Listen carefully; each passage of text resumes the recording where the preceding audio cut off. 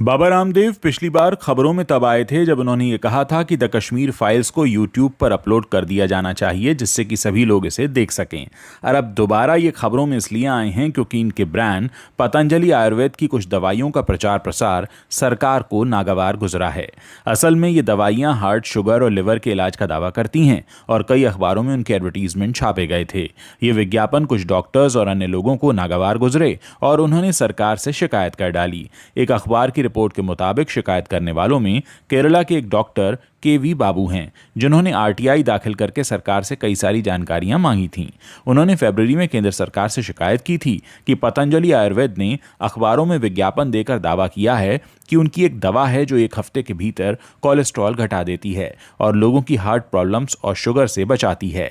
साथ ही पतंजलि ने एक और दवा के प्रचार में ये कहा था कि इससे फैटी लिवर, लिवर सिरोसिस और डाइजेस्टिव सिस्टम के लिए प्रामाणिक तौर पर असरदार दवाइयां और असर होते हैं।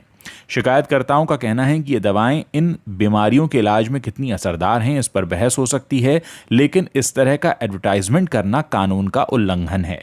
उनका यह भी दावा है कि ड्रग्स एंड मैजिक रेमेडीज 1954 इस एक्ट के तहत हार्ट, ब्लड प्रेशर या लिवर से जुड़ी बीमारियों के दवाओं का विज्ञापन और इस तरह का प्रचार नहीं किया जा सकता।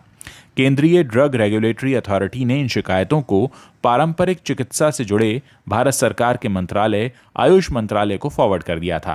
अब इस मंत्रालय ने इस पर संज्ञान लिया है और राज्यों को इस बारे में निर्देश दिया है। आयुष मंत्रालय ने पतंजलि से ऐसे विज्ञापन वापस लेने को कहा है। साथ ही उत्तराखंड सरकार से पतंजलि के खिलाफ जरूरी कार्रवाई करने और रिपोर्ट सौंपने को भी कहा है।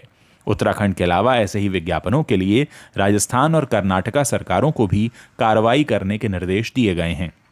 हालांकि पतंजलि की ओर से इस बारे में कोई प्रतिक्रिया नहीं आई है, लेकिन कंपनी सूत्र बताते हैं कि इन दवाइयों पर पहले छपी रिपोर्ट्स में कहा गया था कि दवा के प्रभाव को लेकर कोई विवाद नहीं है और ये दवाएं आयुर्वेद के सभी पैमानों और उससे जुड़े नियम कानूनों पर खरी हैं।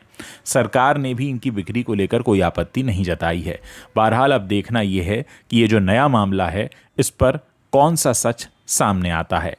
कहना गलत नहीं होगा कि पिछले कुछ हफ्तों से बाबा रामदेव इन वजहों से काफ़ी सुर्खियों में हैं और देखना यह है कि अब पतंजलि आयुर्वेद की तरफ से इस पर क्या जवाब दिया जाता है।